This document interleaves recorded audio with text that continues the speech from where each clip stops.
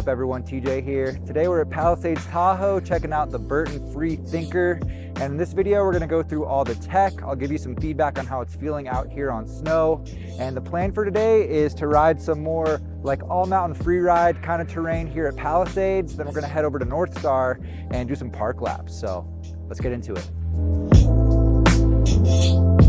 All right guys, for reference, before we get into the tech, I'm 5'10", I weigh around 150 pounds, and we're riding the Free Thinker 154. So this is gonna be a freestyle all mountain focused board on the Burton lineup. It's the true twin version of the Deep Thinker, which is Danny Davis's board. I'm sure you'll see him riding around on this thing at some point. And it runs a full positive camber profile. So from contact point to contact point, full camber, no blending, no rocker, nothing like that. So it's gonna come through with that very precise, energetic feel that you'd expect out of true positive camber. And you're also gonna find Burton's sintered WFO base. So it's gonna be a high-end sintered base. It's known to be faster, harder, and more durable compared to an extruded base. And you do wanna make sure that you're waxing it regularly to maintain a nice, consistent glide out there.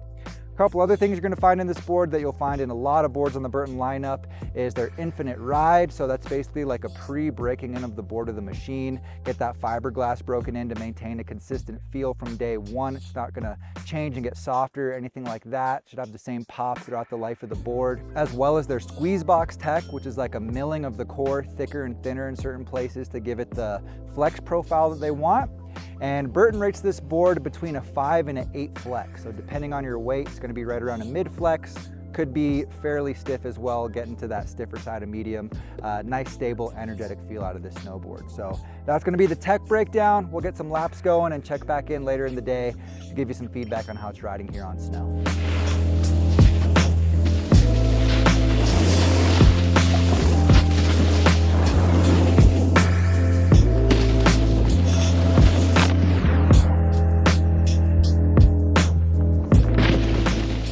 Had a great time today lapping around Palisades and North Star. I think we're able to get a really solid test on the Free Thinker, riding more all mountain terrain, getting those park laps later in the day, nice variety of snow conditions as well. And let's start off talking about the flex. So like I said before, Burton rates this between a 5 and an 8 depending on your weight. And I think for me at a 154, this felt like right around a mid flex, pretty solid, middle of the road park flex, maybe just a little bit on the stiffer side of medium.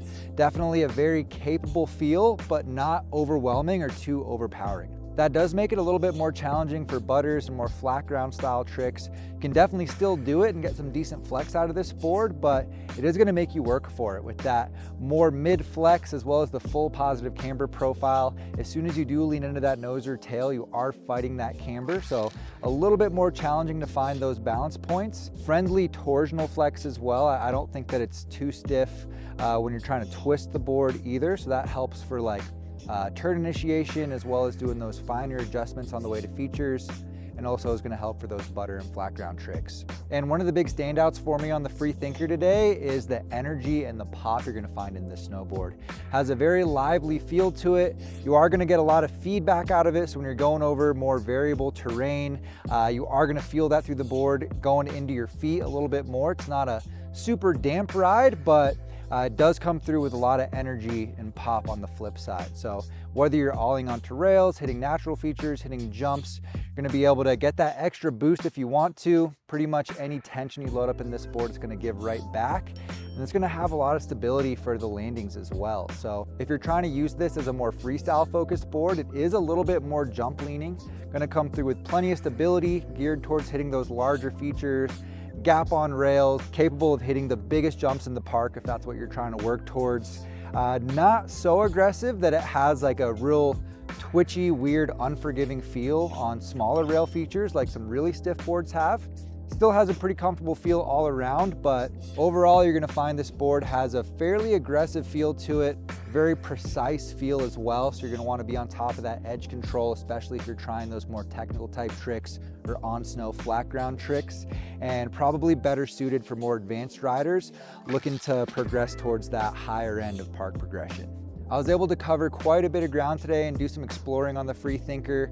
And for carving, it does have a very capable feel to it. This is a type of board that's not going to hold you back at all for more all mountain exploring type riding, while still being a very capable and freestyle friendly snowboard as well. As you start to go faster on this board and push it up to those higher speeds, you're not really gonna find any chatter in this snowboard. Still has a very confident feel to it.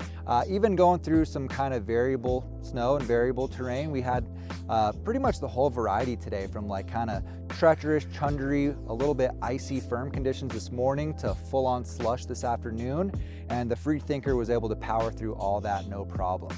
It definitely is a type of board that's gonna push through the snow and allow you to power through that versus letting the snow push the board around. And the two biggest highlights I found out there riding the Free Thinker today is the overall versatility, whether you're trying to hit rails, step up to those larger jump features, or just get out there and do some exploring. It's a very capable snowboard, not gonna hold you back pretty much no matter what you're doing, as well as the energy and the pop you're gonna find in this snowboard. Whether that's the energy it's gonna give back, transitioning from edge to edge carving, trying to get some extra boost on side hits, or just ollieing off a roller, this board does come through with some great pop and some great energy. So definitely something you're gonna notice in this snowboard. And as far as who this board is for, I think it's a little too aggressive for a beginner rider. It's gonna make learning those fundamentals pretty difficult, but if you're a more intermediate to advanced rider looking for that one board solution that can really do anything on the mountain and is a little bit more freestyle leaning, this is going to be a great choice. Or if you're a more experienced rider and you just want that capable freestyle twin,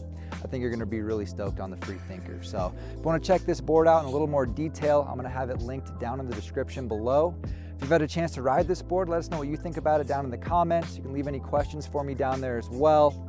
Drop a like if you got some value. Subscribe to the channel if you're new here. I appreciate all you guys. Thank you for watching, and we'll see you in a new board review soon. Take care, guys.